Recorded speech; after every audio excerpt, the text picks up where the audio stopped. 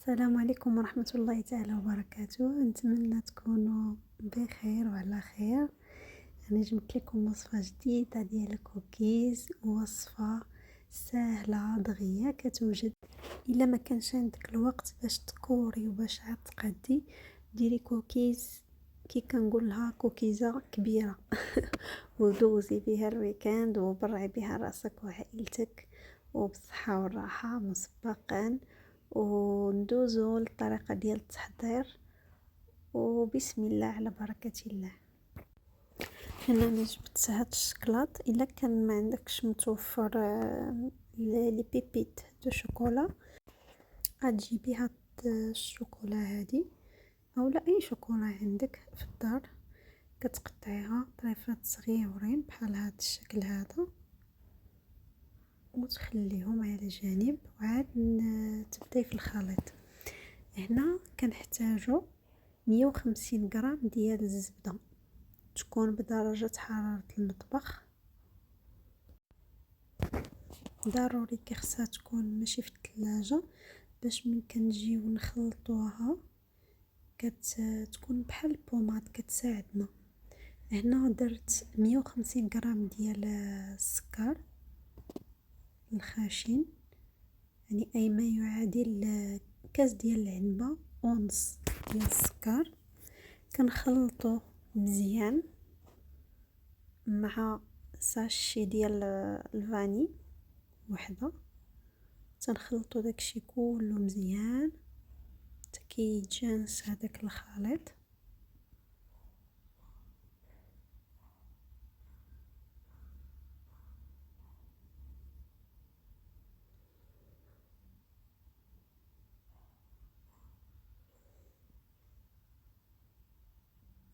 هنا كنديرو 2 ديال البيضات حتى هما يكونوا بدرجة حرارة المطبخ.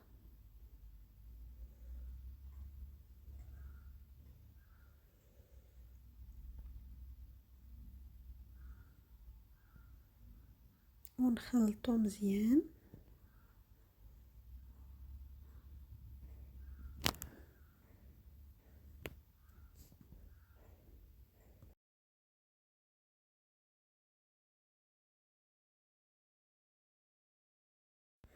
هنايا درت 400 غرام ديال لافارين تكون مغربله مع رشيشه ديال الملح، ونخلطو مزيان. هنا من الاحسن انكم تستخدموا يديكم. هنا راني غنحيد الفوي وغادي نكمل بيدي باش يتجانس مزيان الخليط.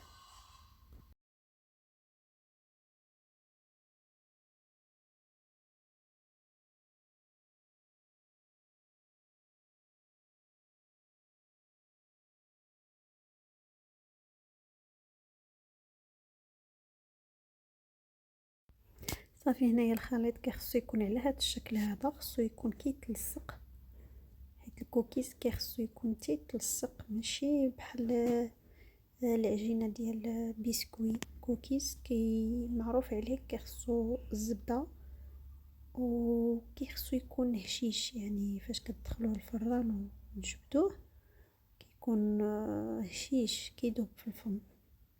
صافي هنا راني ضفت هذاك الشكلاط اللي كنت قطعته،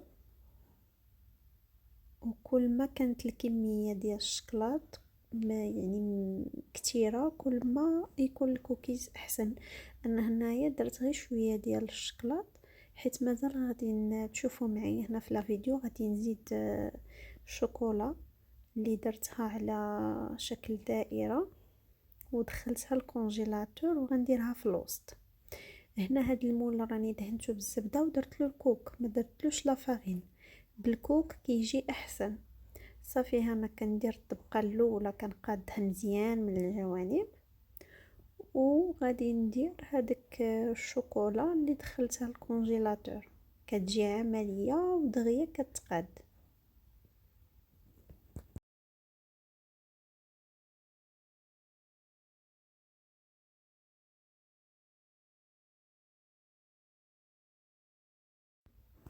صافي تنبقى نحيدها غير بشويه من هذاك الورق ديال الطهي.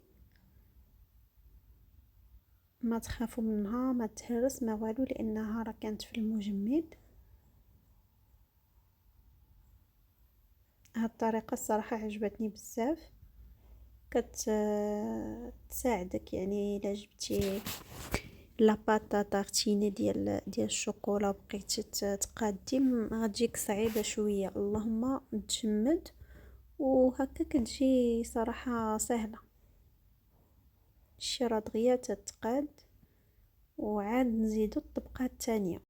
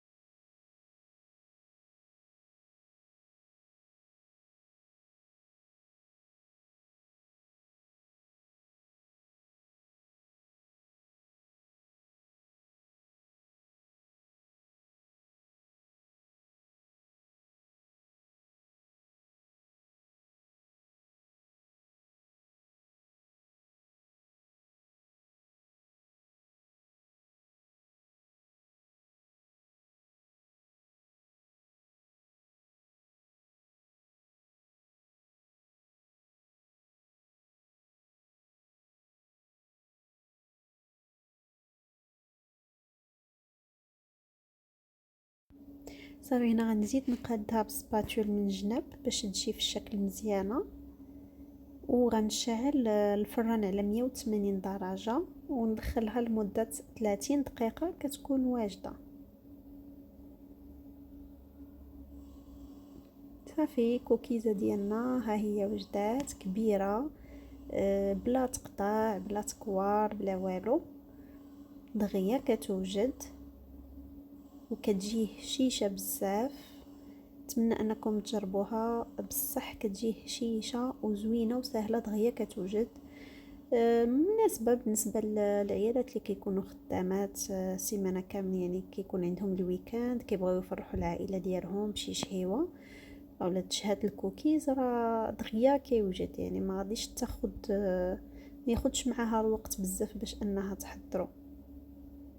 وبالصحه والراحه، ونتمنى وصفه اليوم تنال الاعجاب ديالكم، وان شاء الله نتلاقاو في فيديو جديد. وما تنساوش تضغطوا على زر الاشتراك وتفعلوا الجرس باش يوصلكم اي فيديو جديد درتو ان شاء الله باذن الله.